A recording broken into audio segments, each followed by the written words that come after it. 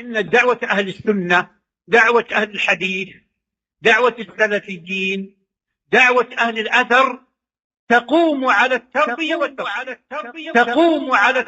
والتصفية. అనంత కరుణామయుడు, అమిత కృపా సాగరుడు, ఆయన సకల లోకాలకు చక్రవర్తి, సర్వజీవరాశికై ఆహార ప్రదాత, సర్వమానవాళికై జీవనోపాధి ప్రదాత, ప్రత్యక్షకుడు, పరోక్షకుడు, కరుణామయుడు, కృపాకర్త, సర్వోన్నతుడు, సర్వోత్తముడు, సర్వశక్తిమంతుడు అయినటువంటి దివ్యుడు అల్లాహ్ సుబ్హానహు వ తఆలా యొక్క దివ్య నామాన ప్రారంభిస్తున్నాను. నాతోటి సహోదర మరియు సహోదరి మనులారా, ఏ విధంగానైతే మీకు ఈ విషయం తెలుసు, అల్లాహ్ సుబ్హానహు వ తఆలా యొక్క అనుగ్రహం ద్వారా అల్హమ్దులిల్లా గత వారం జుమా సభలో మనం ఈ మాసం గురించి, సఫర్ మాసం గురించి, ఏవైతే తప్పుడు ఆచారాలు, ఏవైతే తప్పుడు భావాలు మనుషులలో ఉన్నాయో మరియు ఇటువంటి మిగతా విషయాలను గురించి మనం విన్నాము. చివరికి మనం తెలుసుకున్న విషయం ఏమిటంటే, సఫర్ నెల మిగతా నెల వంటి నెలే. దీంట్లో ఎటువంటి లాభము లేదు, ఎటువంటి నష్టము లేదు. దీని ద్వారా ఎవరికి ఎటువంటి కీడు జరగదు, హాని జరగదు. ఇది కేవలం ఒక నెల మాత్రమే. ఇది వస్తుంది, వెళ్ళిపోతుంది. కానీ ఇటువంటి తప్పుడు భావాల వలన మనుషులు అల్లాహ్ యొక్క నరకానికి దగ్గరవుతూ పోతారు. కాబట్టి ఇటువంటి విషయాలపై మనం ఎటువంటి నమ్మకాన్ని ఉంచరాదు. అది కాకుండా మనం గత వారం జుమా సభలో ఒక హదీస్ యొక్క వివరణ వింటూ ఉన్నాం. లా హద్వ వలా తియర వలా హమ్మ వలా సఫర. లా అద్వ అంటే ఎటువంటి అంటువ్యాధి లేనే లేదు. అది స్వయంగా అల్లాహ్ యొక్క అనుమతి లేకుండా వేరే వారికి పాకింది. ఇలాంటి ఎటువంటి అంటువ్యాధి లేనే లేదు. ఏది జరిగినా అల్లాహ్ ఆజ్ఞతోనే జరుగుతుంది. లాభం నష్టం కేవలం అల్లాహ్ చేతిలో మాత్రమే ఉన్నాయి. రెండో విషయం హదీస్లో తెలుపబడింది, వలా తియర, ఎటువంటి శకునం వంటి వస్తువు, దేని ద్వారానైతే ఇతరులకు హాని కలుగుతుందో, కీడు జరుగుతుందో, ఇటువంటి వస్తువు ఏది లేదు అన్న విషయాన్ని గురించి మనం విన్నాం. దీంట్లో చాలా వివరణ మనం విన్నాం. మన సమాజంలో ముఖ్యంగా చాలా విషయాలు ఉన్నాయి. వారు నమ్మకం ఉంచరాని విషయాలలో, ఉదాహరణకి మనం చాలా ఉదాహరణలు విన్నాం. మిగతా కొన్ని ఉదాహరణలు ఇవి. ఉదాహరణకు, ఒక వ్యక్తి బాల్యం నుంచి తన తండ్రిదండ్రులకు జ్ఞానం లేని కారణాన ఏదైతే అతనికి తాయత్తు కట్టారో అది తీస్తే ఎక్కడ హాని జరుగుతుందో, ఏమి నష్టం జరుగుతుందో, ఏమి కీడు జరుగుతుందో, ఏం ప్రమాదం జరుగుతుందో అని భయపడుతూ ఉంటారు. చాలామంది ఖురాన్లో ఈ విధంగా ఉంది, హదీస్లో ఈ విధంగా ఉంది, ఇది ధర్మానికి విరుద్ధం అని తెలిసినా కూడా వేసుకుంటూ ఉంటారు. ఎందుకంటే సెంటిమెంట్. వారు వాళ్ళ యొక్క తల్లిదండ్రులు వేశారని, లేదా చిన్నప్పటి నుంచి మేము దీంతో ఉన్నామని. ఒక వస్తువు తప్పైతే, ఒక విషయం తప్పైతే మనం తక్షణమే దాని నుండి దూరం అయిపోవాలి. ఇస్లాంలో కేవలం అల్లాహ్పై మాత్రమే నమ్మకం ఉంచాలి. ఈ దారాలపైన, ఈ తాయత్తులపైన, ఈ శవాలపైన, ఈ అతికించబడేవి మరియు అంటించబడేవి, ఇటువంటి విషయాలపైన ఎటువంటి నమ్మకం ఉంచరాదు. మనకు లాభ నష్టాలు, మంచి చెడు అన్నీ అల్లాహ్ చేతిలోనే ఉన్నాయి. అల్లాహ్ మంచిని ప్రసాదించి, లాభాన్ని ప్రసాదించి మనం కృతజ్ఞతలు తెలియజేసుకుంటున్నామా లేదా అల్లాహ్ ఈ విషయాన్ని పరీక్షిస్తాడు. అదేవిధంగా మనకు నష్టాన్ని సమకూర్చి, మనల్ని వ్యాధిగ్రస్తులుగా మార్చి, మన ధనాన్ని నష్టం చేసి, ఇదే విధంగా వేరే ఆపదలలో వేసి మేము అల్లాహ్ పైన సహనం వహిస్తున్నామా లేదా అన్న పరీక్షను చూస్తాడు. ఎవరైతే ఆపదలలో అల్లాహ్పై మాత్రమే నమ్మకం ఉంచుకొని ఏదైతే ఆపద మాపై వచ్చిందో అది అల్లాహ్ ప్రసాదించాడు. దాన్ని వెనుకాలకి తీసుకునే అధికారం కూడా, శక్తి సామర్థ్యాలు కూడా ఆయనకే ఉన్నాయి. కాబట్టి మేము కేవలం సాఫల్యం ఆయన ద్వారానే ఉంది, లాభం ఆయన ద్వారానే ఉంది అని నమ్మకం ఉంచితే అప్పుడు మనకు లాభం. కానీ ఇటువంటి విషయాలు ఎటువంటి లాభాన్ని సమకూర్చలేవు. ఇదే విధంగా మనం ఉదాహరణలో ఒక ఉదాహరణ విన్నాము. ఒక వ్యక్తి ఒక చెప్పు వేసుకుని మరో చెప్పుకు వేసుకోకుండా నిల్చుంటే దీన్ని చాలామంది అపశకునంగా భావిస్తారు. ప్రవక్త ముహమ్మద్ సల్లల్లాహు అలైహి వసల్లం వారు తెలియజేస్తున్నారు బుఖారీ మరియు ముస్లిం హదీస్లో, లా యంషి అహదుకుం ఫీ నాలిన్ వాహిద, ఎవరు కూడా మీరు కేవలం ఒక్క చెప్పు వేసుకొని నడవకండి. కుడివైపైనా ఎడం వైపైనా కేవలం ఒక్క చెప్పు వేసుకొని నడవకండి. లి యున్ఇలుహా జమీఅన్ ఔ లి యఖ్లఅహుమా జమీఅన్, మీరు కోరితే రెండు విడిచి నడవండి, మీరు కోరితే రెండు వేసుకుని నడవండి, కానీ ఒక్క చెప్పు మాత్రం వేసుకొని నడవకండి. అయితే ఈ హదీస్లో ఒక చెప్పు వేసుకొని వేరే కాలికి చెప్పు వేసుకోకుండా నడవడాన్ని ప్రవక్త వారు ఇది సరికాదు, ఇలా చేయకండి అని నివారించారు. కానీ చాలామంది కేవలం నించుంటే కూడా తీసి, మనం కూర్చుని ఉన్నాం కుర్చీలో ఉదాహరణకు ఏదైనా తింటూ ఒక చెప్పు వేసుకొని ఒక చెప్పు వేసుకోకుండా పోతే ఇది కూడా దరిద్రానికి కారణమవుతుంది అని భావిస్తారు. చాలామంది ముస్లిమేతరుల్లో ఈ విషయం ఉంది. ఇది ముస్లింలలో కూడా వారి యొక్క సహవాసం వలన వచ్చింది. ఇమామ్ ఇబ్న్ హజర్ రహిమహుల్లా వారు తెలియజేస్తున్నారు, ఈ విధంగా ప్రవక్త వారు తెలిపిన హదీస్లో మనకు వివేకం కనిపిస్తుంది. వివేకం ఏంటి? మనిషి ఒకవేళ ఇలాగా ఒక కాలిలో చెప్పు వేసుకొని వేరే కాలిలో చెప్పు వేసుకోకుండా నడిస్తే అతని యొక్క ఆకారంలో, అతని యొక్క శరీర అవయవాలలో, భాగాలలో మార్పు అనేది వస్తుంది. ఒకవైపు ఎత్తుగా, ఒకవైపు కాస్త కిందగా వంగి, ఇలాంటి విషయాలు సమస్యలు అవుతాయి. కాబట్టి ప్రవక్త వారు ఈ విధంగా నిషేధించారు, ఈ విధంగా ఒక చెప్పు వేసుకొని వేరే చెప్పు వేసుకోకుండా నడవడాన్ని అని వారు వివరణలో తెలియజేశారు తన పుస్తకం ఫత్హుల్ బారీలో. ఇదే విధంగా చాలా విషయాలు ఉన్నాయి. ఉదాహరణకు మనం చూసుకుంటే ఇమామ్ ఇబ్నుల్ ఖయ్యిమ్ రహిమహుల్లా వారు తెలియజేస్తున్నారు తన పుస్తకం మిఫ్తాహు దారు సఆదాలో, అన్న తతయ్యుర హువ తషాఉము మిన షై అల్ ముర్ఇ అవిల్ మస్ము. మనం విన్నాం కదా, తతయ్యర్ అంటే అపశకునం తీసుకోవడం అంటే ఏమిటి? అరబ్బు వారు తతయ్యర అనే పదం తోయర్ నుంచి వచ్చింది. తోయర్ అంటే పక్షి. పక్షిని ఎగరవేసి వారు శకునం తీసుకునేవారు. ఎగరవేసి అది కుడివైపు వెళ్తే ప్రయాణం సాగించేవారు, ఎడం వైపు వెళ్తే ప్రయాణాన్ని నిలిపివేసుకునేవారు. కాసేపటి తర్వాత మరలా వచ్చి వారు పక్షిని ఎగరవేసేవారు. ఒకవేళ కుడివైపు వెళ్తే తన ప్రయాణాన్ని సాగనంపేవారు, ఒకవేళ ఎడం వైపు వెళ్తే మరలా కాసేపు ఆగి మరలా వచ్చి ఇదే విధంగా చేసేవారు. ఇలాగ వారు శకునం తీసుకునేవారు పక్షి నుండి.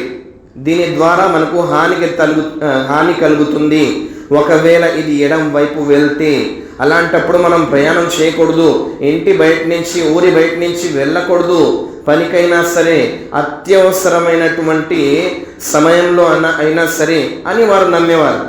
ఈ పక్షి ద్వారా మనకు హాని కలుగుతుంది అన్నటువంటి శకున భావన కలిగి ఉండేవారు. అయితే ఇమామ్ ఇబ్నుల్ ఖయ్యిమ్ రహిమహుల్లా వారు దీని యొక్క ఏదైతే తారీఫ్, దీని గురించి, దీని అర్థం గురించి వివరిస్తూ తెలియజేస్తున్నారు. కేవలం పక్షే కాదు, తతయ్యుర్ ఏ విషయం నుండైనా, మనం విన్న ప్రతి విషయం నుండి, మనం చూసిన ప్రతి విషయం నుండి నహూసత్ అనగా అపశకునం కలుగుతుంది అని భావిస్తే అది తతయ్యర్ అనగా అది అపశకునం అవుతుంది. ఇటువంటి విషయాలన్నీ ధర్మసమ్మతం కావు. ఇటువంటి విషయాల నుండి దూరంగా ఉండాలి. ఎలాగైతే ప్రవక్త ముహమ్మద్ సల్లల్లాహు అలైహి వసల్లం వారు తెలియజేశారు, అత్తియరతు షిర్కున్ 3 సార్లు తెలియజేశారు మొత్తం. అనగా ఈ విధంగా అపశకునం తీసుకోవడం అన్నది ఒక విషయం నుండి ఇది అల్లాహ్ పట్ల భాగ్యస్వామ్యం కలిగించినట్లవుతుంది. అల్లాహ్ పైనే మన నమ్మకం ఉండాలి. లాభం నష్టం ప్రతిదీ మంచి చెడు అల్లాహ్ చేతిలో ఉంది. కానీ ఈ విధంగా మనిషి ఒక విషయం నుండి ఒక వస్తువు నుండి హాని కలుగుతుంది అని భావిస్తే ఇది షిర్క్ అవుతుంది. వమా మిన్నా ఇల్లా వలకిన్నల్లాహ యుజ్హిబుహు బిత్తవక్కుల్. మరియు ప్రవక్త వారు దీని తర్వాత ఇదే హదీస్లో ముందు తెలియజేశారు, మనలో ఎవరు లేరు, ఎప్పుడైనా ఒక్కసారైనా కూడా ఇలాంటి విషయాలలో పడలేదు అన్నవారు ఎవరు లేరు, అపశకునం చేయనటువంటి వారు ఎవరు లేరు. ప్రవక్త వారు స్వయంగా తెలియజేస్తున్నారు. ఆ తర్వాత తెలియజేశారు దీని నుండి ఎలా బయటపడాలి. కేవలం చిత్తశుద్ధితో అల్లాహ్పై ఏ విధంగానైతే నమ్మకం ఉంచాలో ఆ విధంగా నమ్మకం ఉంచడం ద్వారా ఈ విషయం మన నుండి దూరం అయిపోతుంది. లాభ నష్టాల యజమాని కేవలం అల్లాహే అని నమ్మితే ఇటువంటి విషయాలు మన నుండి చిన్న చిన్నగా దూరం అయిపోతాయి. అలాగ మనం షిర్క్ నుండి బయటపడగలం. ఎందుకు ఇది షిర్క్ అంటే ధార్మిక విద్వాంసులలో షేక్ మొహమ్మద్ బిన్ సాలెహ్ అల్ ఉసైమిన్ రహిమహుల్లా వారు తెలియజేస్తున్నారు, ఒక విషయం నుండి మనం హాని, ఒక విషయం నుండి మనం లాభం ప్రాప్తించకూడదు. ఇవన్నీ కేవలం అల్లాహ్ అధికారంలో మాత్రమే ఉన్నాయి. ఏ విషయంలో కూడా ఎటువంటి సామర్థ్యం లేనే లేదు. కాబట్టి వీటన్నిటిని సృష్టించి సర్వ సామర్థ్యం కలిగినటువంటి అల్లాహ్ను మాత్రమే మనం ప్రతి లాభ నష్టాలకు యజమాని అని నమ్మాలి. అప్పుడే మనకు లాభం కలుగుతుంది. ఉదాహరణకు ఈ నెల గురించి చాలామంది ఈ నెల సరికాదు, ఈ నెలలో కేవలం కీడు మాత్రమే ఉంది, ఈ నెలలో ఎటువంటి మనం మంచి కార్యాన్ని ప్రారంభించరాదు, ప్రారంభిస్తే హాని కలుగుతుంది అన్న విశ్వాసంతో చాలామంది భయపడి వివాహాలు చేసుకోకుండా, ఏదైనా ప్రయాణానికి వెళ్ళాలంటే ప్రయాణానికి వెళ్ళకుండా, ఇదే విధంగా ఏదైనా దుకాణం మనం ఈ నెలలో తెరవాలనుకున్నా, అదేవిధంగా వేరే ఏమైనా మంచి కార్యాలు అన్నవి ఈ నెలలో కీడు ఉంది, మేము చేస్తే హాని కలుగుతుంది, ఈ నెల చాలా తప్పు నెల అని భావిస్తారు. ఇదంతా కేవలం మన యొక్క మనస్సులలో కల్పింపబడినటువంటి వ్యర్థం మాత్రమే. కేవలం అల్లాహ్పై నమ్మకం ఉంచాలి, అది ఉంటే మిగతా వ్యర్థం అంతా కడుక్కొని పోతుంది.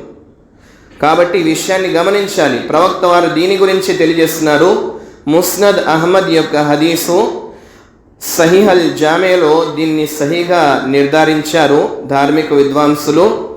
ప్రవక్త ముహమ్మద్ సల్లల్లాహు అలైహి వసల్లం వారు తెలియజేస్తున్నారు, మన్ రద్దత్హు త్వైర అన్ హాజతిహి ఫఖద్ అష్రక్. ఎవరైనా సరే ఏ విషయం నుండైనా సరే అతను అపశకునం భావిస్తాడో, దీని ద్వారా హాని ఉందని చెప్పేసి ఏదైనా మంచి కార్యాన్ని చేసేవాడు కానీ ఈ విషయం వలన, ఈ భావన వలన ఆగిపోయాడో అతనికి ఈ కార్యం షిర్క్ అవుతుంది. కాబట్టి ఇటువంటి విషయాలలో చాలా జాగ్రత్తగా ఉండాలి. షేక్ సాలెహ్ అల్ ఫౌజాన్ హఫిదహుల్లా వారు తెలియజేస్తున్నారు, ఈ షిర్క్ చూడడానికి షిర్క్ అస్గర్లోనే ఉంది, కానీ ఇది షిర్కే అక్బర్ వరకు చేరవేస్తుంది. ముస్లిమేతరులు కూడా ఎంత తప్పుగా భావించరు ఈ నెల గురించి, అంత తప్పుగా ముస్లింలై ఉండి జ్ఞానం లేని కారణాన, విశ్వాస లోపం కారణాన ఇలాంటి మూఢనమ్మకాల్లో చాలామంది పడి ఉన్నారు. కాబట్టి మన విశ్వాసాన్ని రక్షించుకోవాలంటే కేవలం చిత్తశుద్ధితో అల్లాహ్పై జ్ఞానంతో నమ్మకం ఉంచాలి, అప్పుడే మనకు సాఫల్యం దొరుకుతుంది. ఈ తర్వాత హదీస్లో వలా హామ్మ వలా సఫరా అని తెలియజేయబడింది. హామ్మ అంటే ఆ కాలంలో ప్రవక్త వారు రాక మునుపు అరబ్బు కాలంలో అరబ్బు ప్రదేశానికి చెందినటువంటి చాలామంది వ్యక్తులు ఎటువంటి నమ్మకాన్ని ఉంచేవారంటే, ఒక వ్యక్తి చనిపోతే అతను చనిపోయిన తర్వాత అతని ఆత్మ బయటకు వచ్చి ఏదైనా గుడ్లగూప ఎటువంటి పక్షులలో వెళ్ళిపోతుంది. ఆ గుడ్ల గూబ వచ్చి మన ఇంటిపై వాలితే మనం అర్థం చేసుకోవాలి, మన ఇంట్లో ఏదో హాని కలుగుతుంది, లేకపోతే మన ఇంట్లో ఎవరైనా చావబోతున్నారు అనేటువంటి నమ్మకాన్ని ఉంచేవారు. ఇటువంటి నమ్మకానికి కూడా ఎటువంటి వాస్తవం లేదు, ఇది అబద్ధం మాత్రమే అని ప్రవక్త వారు స్పష్టంగా ఈ హదీస్లో తెలియజేశారు.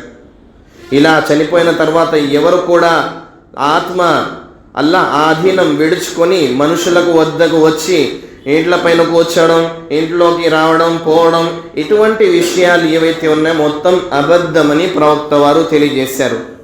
ఆ తర్వాత సఫర్ నెల గురించి కూడా మనుషులు ఏవైతే అంటగడుతున్నారో అబద్ధపు విషయాలు, ఇలాగా మూఢనమ్మకాలు, కీడు తగులుతుంది, హాని తగులుతుంది అని, అపశకునపు నెల అని, దీనికి కూడా ఎటువంటి వాస్తవికత లేదు. కాబట్టి ఈ 4 విషయాలను ప్రవక్త వారు నిషేధించారు. కాబట్టి ఈ విషయాల నుండి మనం కాస్త జాగ్రత్తగా ఉండాలి. ఇలాంటి హదీసే మనం ముస్లింలో చూసుకుంటే వస్తుంది. దీంట్లో వేరే 2 కొత్త విషయాలు ఉన్నాయి. ప్రవక్త ముహమ్మద్ సల్లల్లాహు అలైహి వసల్లం వారు తెలియజేస్తున్నారు, ఈ హదీస్ సహీ ఇబ్నే హిబ్బాన్లో కూడా ఉంది, మరియు ముస్నద్ అహ్మద్లో కూడా ఉంది. సిల్సిలతుల్ అహాదీస్ సహీహాలో అల్లామా అల్బానీ రహిమహుల్లా వారు ఈ హదీస్ను సహీగా నిర్ధారించారు. ప్రవక్త ముహమ్మద్ సల్లల్లాహు అలైహి వసల్లం వారు తెలియజేస్తున్నారు, లా అద్వా వలా తియర్. ఈ 2 విషయాల గురించి మనం వినేసాం. వలా హామ్మ, ఈ విషయం గురించి కూడా మనం విన్నాం. వలా సఫర, ఈ విషయం గురించి మనం విన్నాం. 4 విషయాలు వినేసాం. మిగతా 2 విషయాలు ఉన్నాయి, వాటి గురించి తెలుసుకుందాం. వలా నౌఆ వలా గౌలా. నౌఆ అంటే ఏమిటి, గౌలా అంటే ఏమిటి? నౌఆ అంటే ఏవైతే నక్షత్రాలు ఉన్నాయో ఆకాశంలో, ఆ నక్షత్రాల ద్వారా ఎవరికైనా లాభం కలుగుతుంది అని నమ్మకం ఉంచితే, దీని ద్వారా మన భవిష్యత్తు తెలుస్తుంది అని నమ్మకం ఉంచితే, ఇది కూడా చాలా తప్పుడు విషయం, నిషిద్ధ విషయం. చాలామంది యాస్ట్రోనమీ అన్న విషయానిపై నమ్మకం ఉంచుతారు. ఫులా నక్షత్రం ఫులా మార్గం నుండి ఫులా మార్గానికి వెళ్ళిపోతే, ఫులా నక్షత్రం వేరే నక్షత్రానికి దగ్గరగా వెళ్తే ఇలాగా రాసులు కదులుతాయి, ఆ తర్వాత వర్షం పడుతుంది, ఎవరి తలరాతైనా మార్చవచ్చు, ఎవరి జీవితమైనా వారిలో అదృష్టం కలగవచ్చు, నష్టం కలగవచ్చు. ఇలాగా చాలా విషయాలు మనుషులు అబద్ధపు ఇటువంటి నమ్మకాలపై నమ్మకం ఉంచుతారు.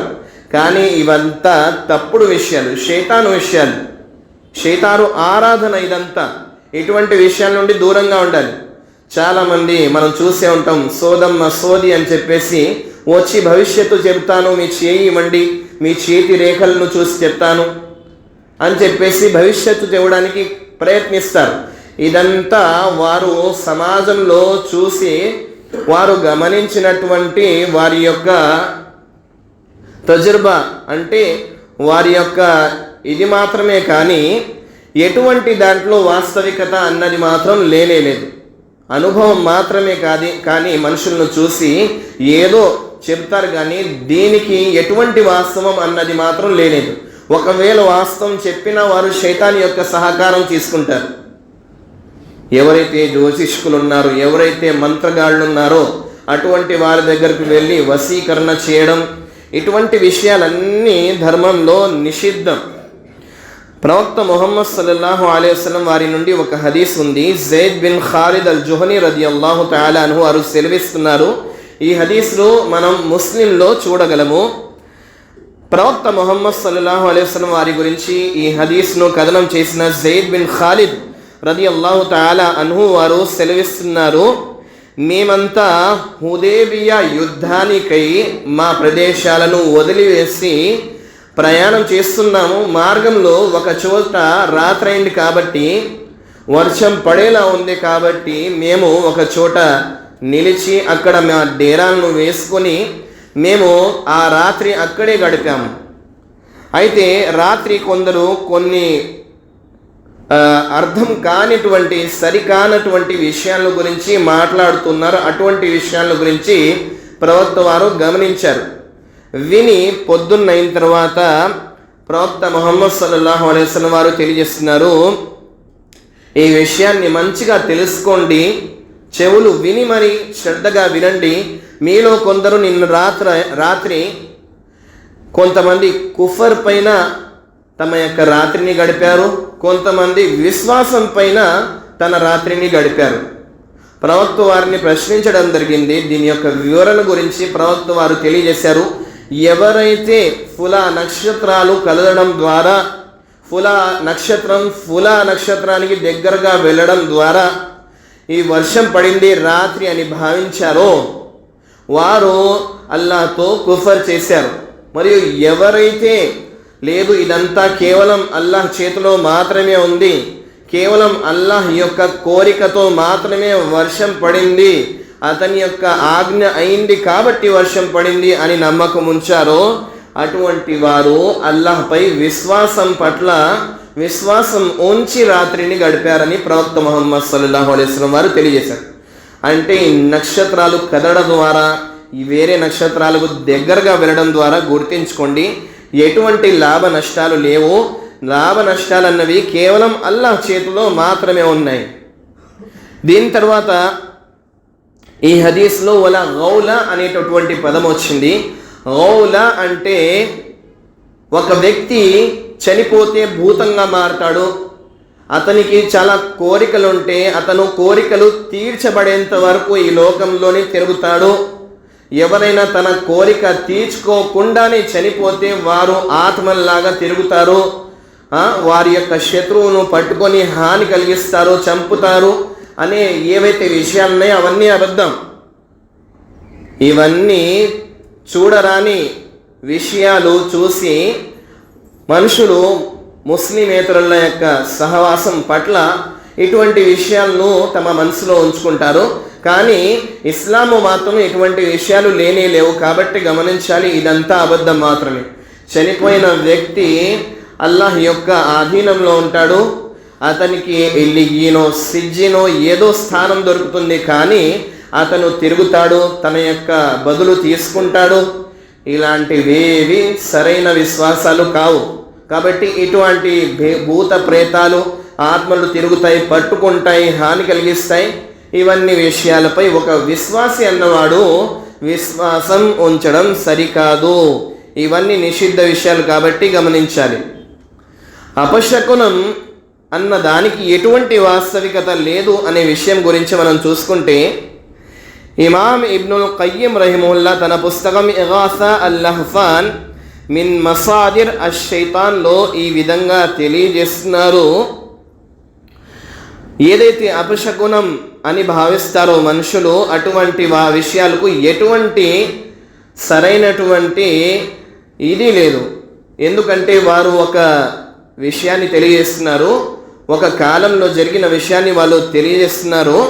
ఒక కాలంలో ఒక అంధుడు ఉండేవాడు, అతనికి 2 కళ్ళు లేవు. అతను నడుస్తున్నాడు, మార్గంలో ఒక పెద్ద రాజు తన యొక్క వ్యాపార లాభం నిమిత్తం వేరే ప్రదేశానికి ప్రయాణం చేస్తున్నాడు.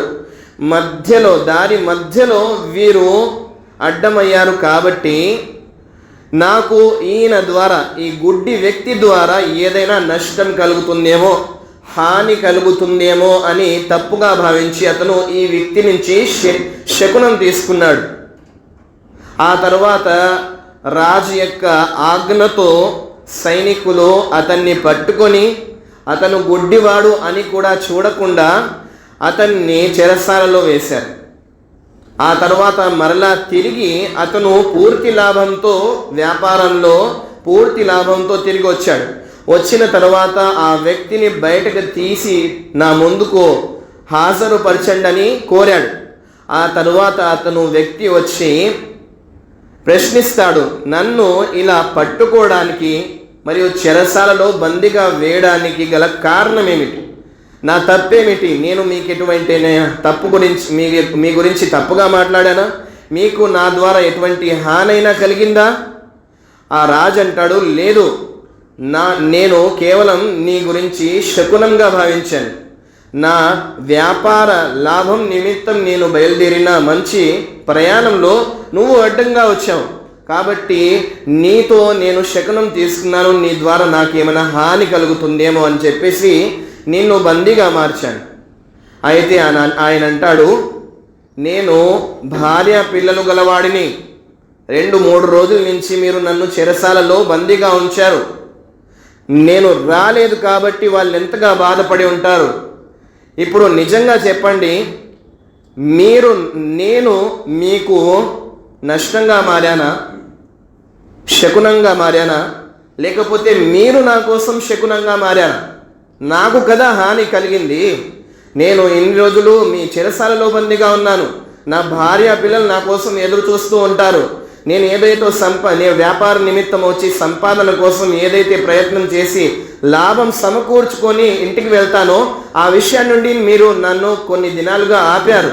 ఇప్పుడు నాకు కదా నీ నుండి నష్టం జరిగింది అని చెప్పేసి ప్రశ్నించగా ఆయన అర్థం చేసుకున్నాడు, ఈ విషయాలు ఏవైతే ఉన్నాయో ఇవన్నీ సరికావు.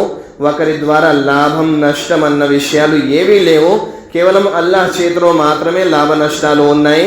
ఒకరు మనకు హాని కలిగిస్తారు, శకునంగా మారుతారు అన్న విషయాలు ఏవీ లేవు. ఇవన్నీ కేవలం మూఢనమ్మకాలు మాత్రమే అన్న విషయాన్ని గ్రహించాడు. ఇమామ్ ఇబ్నుల్ ఖయ్యిం రహిమహుల్లా ఈ విషయాన్ని తన పుస్తకం అల్-లహ్ఫాన్, ఇగాసా అల్-లహ్ఫాన్లో తెలియజేశారు. ఆ తర్వాత ఒక మంచి మాటను కూడా తెలియజేశారు. వఅఅజము తియర అష్షిర్కున్ వఇన్నమ తియర మా అందాక ఔ రద్దక మిన్ తత్ఈరి ఫఖద్ అష్రక్. అందరికన్నా పెద్ద శకునం అయిన విషయం నిజానికి ఏమిటంటే, మనం తప్పుగా ఏదైతే భావిస్తామో అది శకునం. నిజానికి మనిషి ముందుకు వెళ్ళాలైనా వెనుకకు ఆగాలైనా సరే, ఏదైనా సరే అల్లాహ్ చేతిలో మాత్రమే ఉంది. ఈ విధంగా ఇతరుల నుండి శకునం తీసుకోవడం షిర్క్ అవుతుంది. మీరందరూ దీని నుండి దూరంగా ఉండాలి. కాబట్టి ఈ విషయాలు ఏవైతే ఉన్నాయి ఇవన్నీ ధర్మసమ్మతం కావు. ఒక విశ్వాసి అన్న తర్వాత ఇటువంటి విషయాలపై నమ్మకం ఉంచరాదు, గుర్తించుకోండి. ప్రవక్త ముహమ్మద్ సల్లల్లాహు అలైహి వసల్లం వారి యొక్క ముస్లిం హదీస్లో వారు సెలవిచ్చారు, లా ఆదువా వలా తియరా. దీని యొక్క అర్థం మనం విన్నాం. వయుఅజిబుని అల్ ఫాల్ అల్ హసన్. ఎవరైతే అంటు వ్యాధులు ఉన్నాయని భావిస్తారో, రోగాలు అల్లాహ్ యొక్క ఆజ్ఞ లేకుండానే వేరే వారికి పాకుతాయని భావిస్తారో దీనికి ఎటువంటి వాస్తవికత లేదు. మరియు అపశకునాలు అన్న విషయాలు కేవలం మూఢనమ్మకాలే కానీ వీటికి ఎటువంటి వాస్తవికత లేనే లేదు అని తెలియజేసి ప్రవక్త వారు ఆ తర్వాత తెలియజేసిన విషయం ఏమిటంటే, కానీ నాకు ఫాల్ అంటే మాత్రము ఇష్టము, ఫాల్ అంటే మాత్రము నాకు మంచిగా కనిపిస్తుంది, దీంట్లో లాభం ఉంది అని తెలియజేశారు.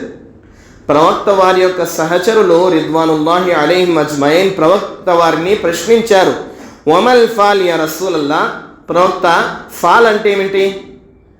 మనం చూస్తూనే ఉన్నాం సమాజంలో చాలామంది శవాల పూజారులు ఫాల్ తీస్తూ ఉంటారు. ఈ ఫాల్ వేరు. మరలా ఎవరైతే మనుషులు బయట ఫాల్ తీస్తారో దాంట్లో ఏమవుతుందంటే, దాంట్లో ఏవైతే మంత్రాలు ఉంటాయో శైతాను మంత్రాలు అటువంటి విషయాలను పలకబడతాయి. మరియు ఏదైతే వశీకరణం ఉంటుందో అటువంటి విషయాలు చేయబడతాయి. శైతాన్ యొక్క సహాయం కోరబడుతుంది. తమ యొక్క అదృష్టం తెలుసుకోవడం కోసం, తమ యొక్క భవిష్యత్తు సరవడం కోసం. ఇవన్నీ సరికాదు. ఫాల్ అంటే ఏమిటి? దీని యొక్క నిజమైన అర్థం ప్రవక్త వారు తెలియజేశారు. కలిమా అత్తయ్యిబా, మంచి మాట మాట్లాడడం, అల్లాహ్పై విశ్వాసపు మాటలు మాట్లాడటం, తౌహీద్ మాటలు మాట్లాడటం, లాభం నష్టం అన్నీ అల్లాహ్ చేతిలో ఉన్నాయి అన్న విషయాలను భావించడం, ఇది ఫాల్ అంటే. ఇది మంచిది, దీని ద్వారా లాభం ఉంది. కాబట్టి ఇటువంటి విషయాలను మనం గమనించాలి. ప్రవక్త ముహమ్మద్ సల్లల్లాహు అలైహి వసల్లం వారు తెలియజేశారు, మన్ అతా కాహినన్,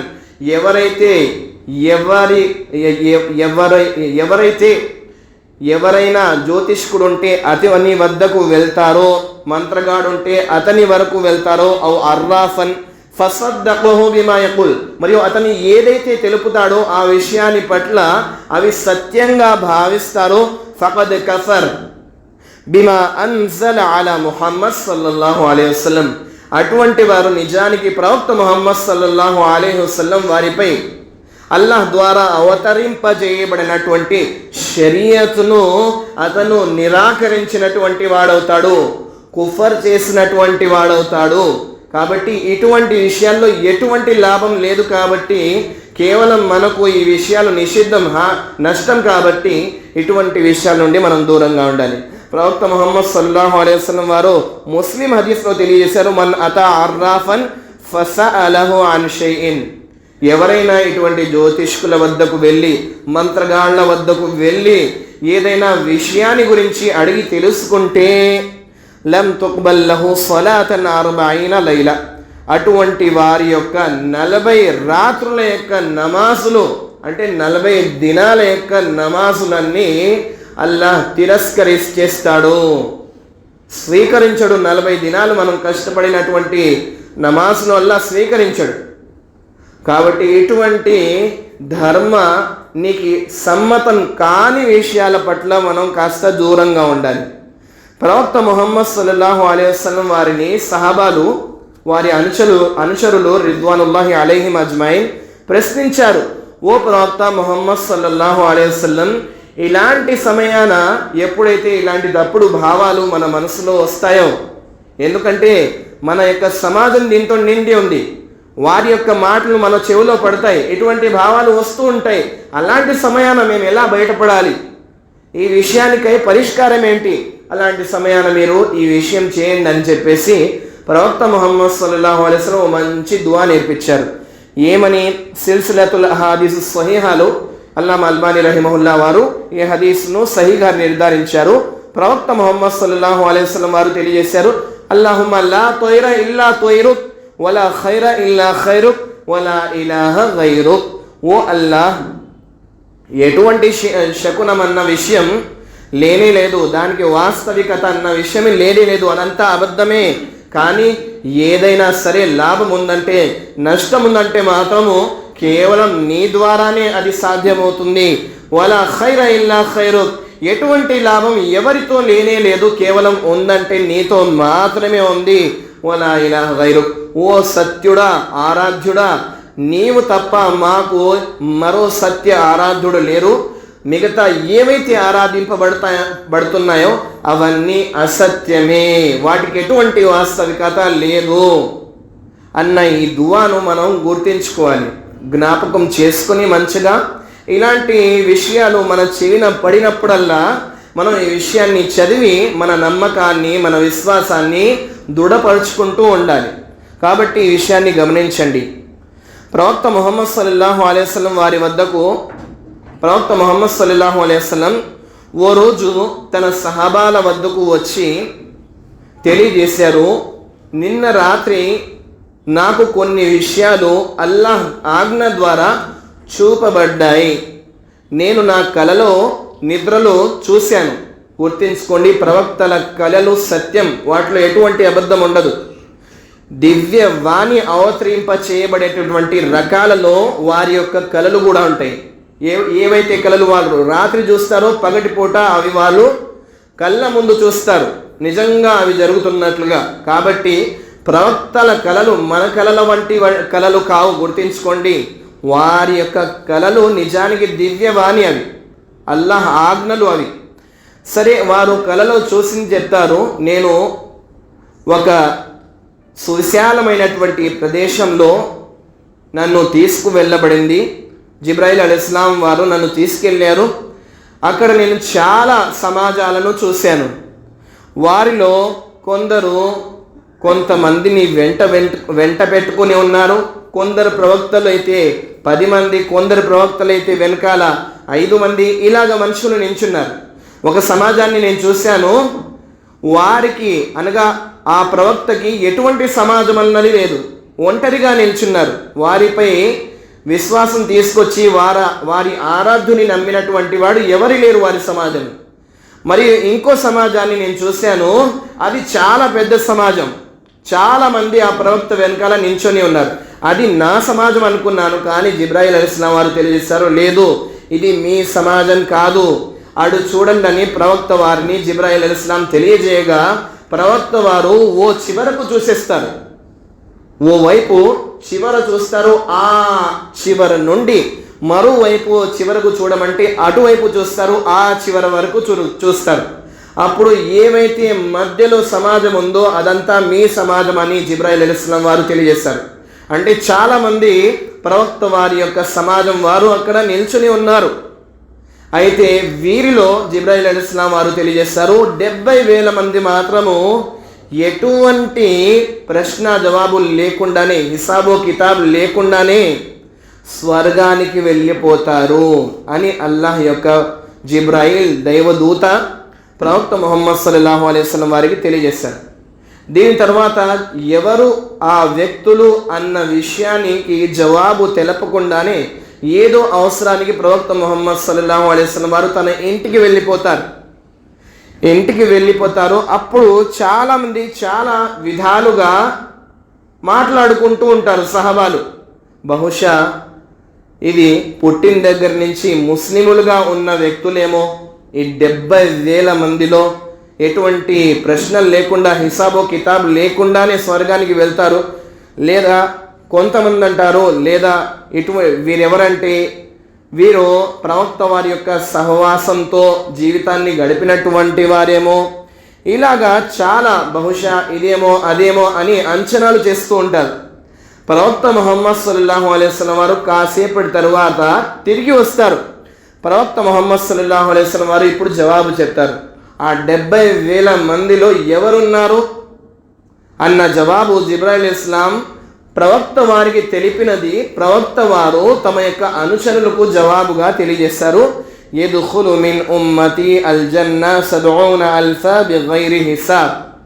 70,000 మంది ఎటువంటి ప్రశ్న జవాబులు లేకుండానే వాళ్ళు స్వర్గానికి వెళ్ళిపోతారు. 70,000 మంది నా ఉమ్మత్లో నుండి. వారెవరంటే హుముల్లదీన లా యస్తరిఖూన్ వలా యక్తూన్ వలా యతతయ్యరూన్ వఅలా రబ్బిహిం యతవక్కలూన్.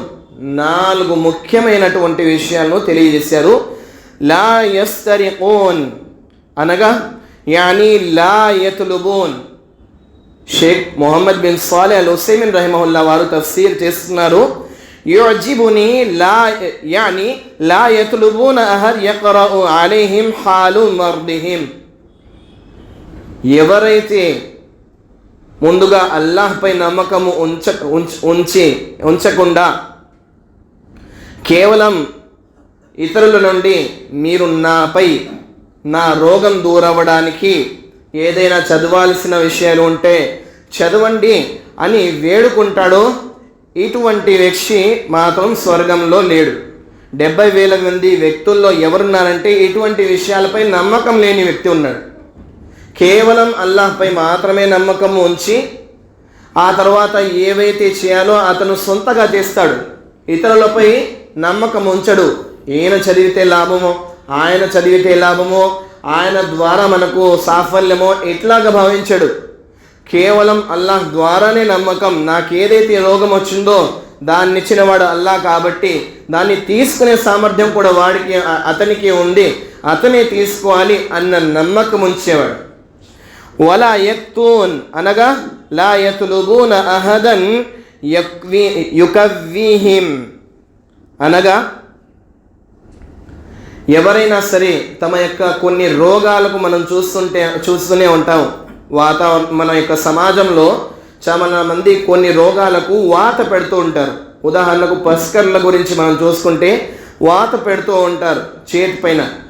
అలాగా ఏవైనా సరే వాత పెట్టుకునే రోగానికి చికిత్సలు ఏవైతే జరపబడతాయో సమాజంలో అటువంటి వాటి ద్వారా మీరు అటువంటి వాటి నుండి కాస్త దూరంగా ఉండండి, అటువంటి వాటి పైన ఉండకండి అని ప్రవక్త వారు తెలియజేశారు.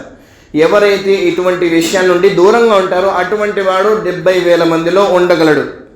వలా యతతయ్యరూన్ అదేవిధంగా అపశకునపు విషయాలు ఏవైతే మనుషులలో ఉన్నాయో అటువంటి మూఢనమ్మకాలపై నమ్మకం ఉంచినటువంటి వాడు ఈ 70,000 మంది వ్యక్తుల్లో ఉన్నాడని వారు తెలియజేశారు. వఅలా రబ్బిహిం యతవక్కలూన్. 4వ విషయం ఏమిటి? 4వ స్వభావం ఏమిటి? అతను కేవలం అల్లాహ్పై మాత్రమే నమ్మకం ఉంచుతాడు. యఅతమదూన అలల్లాహి తఆలా. కేవలం అల్లాహ్పై మాత్రమే ప్రతి పరిస్థితిలో అల్లాహ్పై మాత్రమే నమ్మకం ఉంచుతాడు. వయఫూదూన అమ్రహుం ఇలల్లాహి సుబ్హానహు, తన ఏవైతే వ్యవహారాలు ఉన్నాయో ప్రతి వ్యవహారాన్ని అల్లాహ్కు మాత్రమే అప్పగించుకుంటాడు. వలా యద్ఖులు ఫీ దాలిక మిన్ ఆర్ది నఫ్సిహి అలా తబీబి లిద్దవాయి లిఅన్న నబీ సల్లల్లాహు అలైహి వసల్లం లమ్ యకుల్ లా యతదావనూన్ బల్ ఖాల లా యక్తూన్ వలా యస్తరిఖూన్. ఫతావా నూర్ అలా దర్బ్. షేక్ మొహమ్మద్ సెలవిస్తున్నారు దీని తర్వాత, ఈ హదీసులో మనం విశ్వాసం అన్నది అల్లాహ్పై ఉంచాలి, లాభ నష్టాలు అల్లాహ్పై ఉంచాలి.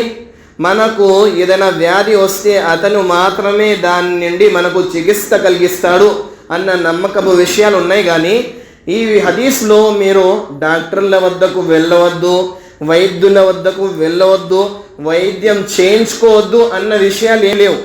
చేయించుకోండి, కానీ ముందుగా రోగం రాగాల్ని ఏదైనా సరే అల్లాహ్ చేతిలో ఉంది. మనకు రోగం ఏదైతే వచ్చిందో అది కేవలం అల్లాహ్ ఆజ్ఞ ద్వారానే వచ్చింది, దాన్ని తీయగల సామర్థ్యం ఆయన ఒక్కడిలోనే ఉంది అన్న నమ్మకం ఉంచుతూ వైద్యుల వద్దకు వెళ్ళి మనకి ఏదైతే రోగం వచ్చిందో చికిత్స చేయించుకోవడం ఇది పద్ధతి. కానీ డాక్టర్ మనల్ని కాపాడగలడు, మన రోగాల నుండి బయటికి తీయగలడు, మనకు మంచి చేయగలడు, అతను మా దైవం అన్నటువంటి మూర్ఖపు మాటలు మాట్లాడకూడదు. అతను మనమంటి వ్యక్తి మాత్రమే.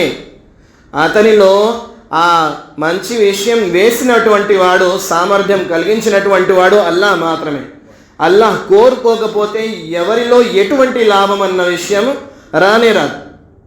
ఇది నేర్పించినటువంటి అల్లాహ్ సుబ్హానహు వ తఆలా మాత్రమే దివ్యుడు, గొప్పవాడు.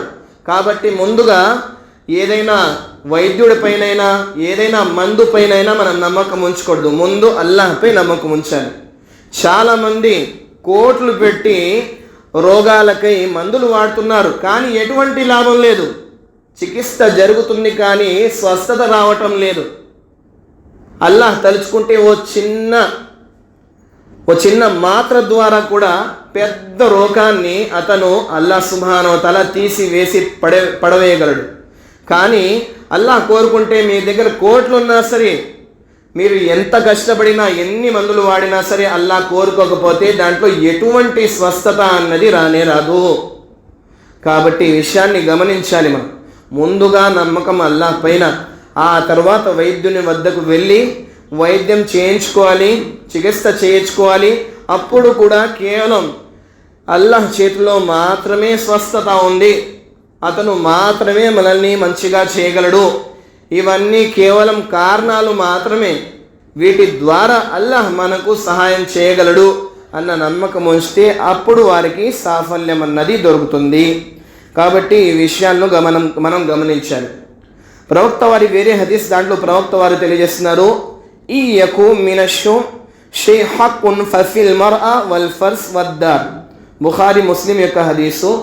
ఒకవేళ నిజంగా వాస్తవానికి ఇటువంటి అపశకునం హాని కలుగుతుంది అన్న విషయాలు ఉంటే అది స్త్రీలోనైనా సరే, లేదా గుర్రంలోనైనా సరే, లేదా ఇళ్లలో అయినా సరే కలిగేది.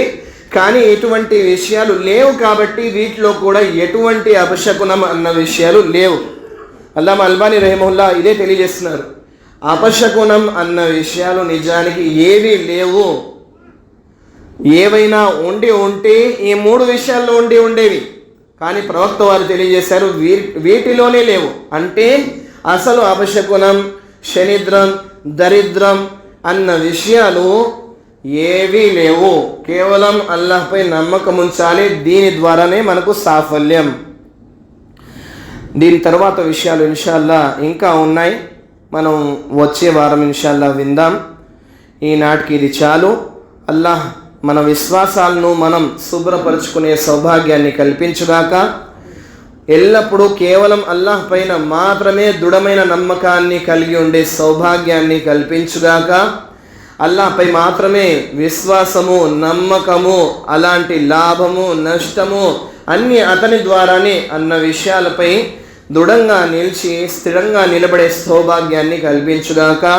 షిర్క్ మరియు శైతాన్ ఆరాధనల వంటి విషయాల నుండి దూరంగా ఉండే సౌభాగ్యాన్ని అల్లా మనందరికీ కల్పించుగాక. అల్లా సుబ్హానహు వ తఆలా మన విశ్వాసాలను సరి చేసుకుని ఏది చేసినా చేసే సౌభాగ్యాన్ని, ఏ విషయం నుండి అయితే దూరంగా ఉండాలో దాని నుండి దూరంగా ఉండే సౌభాగ్యాన్ని అల్లా మనందరికీ కల్పించుగాక. అల్లా సుబ్హానహు వ తఆలా ఎల్లప్పుడూ అల్లా సుబ్హానహు వ తఆలా పంపినటువంటి సత్యధర్మం ప్రవక్త సల్లల్లాహు అలైహి వసల్లం దగ్గర నుంచి, సహబాల దగ్గర నుంచి మనకు అందినటువంటి ధర్మం, సలఫ్ యొక్క ధర్మాన్ని మనం నేర్చుకొని అర్థం చేసుకుని దానిపై మసలుకునే సౌభాగ్యాన్ని కల్పించుగాక. అల్లా సుబ్హానహు వ తఆలా మనల్ని కేవలం అల్లాహ్పై నమ్మకం ఉంచి అల్లాహ్ నుండి మాత్రమే సాఫల్యం అని నమ్మే సౌభాగ్యాన్ని కల్పించుగాక. మన విశ్వాసాలను సరి చేసుకునే సౌభాగ్యాన్ని కల్పించుగాక. ఇటువంటి మూఢనమ్మకపు విషయాల్లో విశ్వాసం ఉంచకూడదు, ఇలాంటి సౌభాగ్యాన్ని మనకు కల్పించుగాక. అల్లా సుబ్హానహు వ తఆలా మేము ఏదైతే చేస్తున్నామో చిత్తశుద్ధితో చేసే సౌభాగ్యాన్ని కల్పించుగాక. వాటిని స్వీకరించుగాక. వాటి పట్ల మాకు రావాల్సినటువంటి గొప్ప లాభాన్ని సమకూర్చుగాక. అల్లా సుబ్హానహు వ తఆలా సరైన విశ్వాసంపై మరణించే సౌభాగ్యాన్ని కలిగించుగాక. అసత్యపు విషయాలపై, మూఢనమ్మకాలపై ఎటువంటి విశ్వాసం ఉంచకుండా అల్లాహ్ యొక్క భక్తితో, భయంతో చనిపోయే సౌభాగ్యాన్ని కల్పించుగాక. ఆమీన్. వ ఆఖిరు దవానా అనిల్ హమ్దులిల్లాహి రబ్బిల్ ఆలమీన్.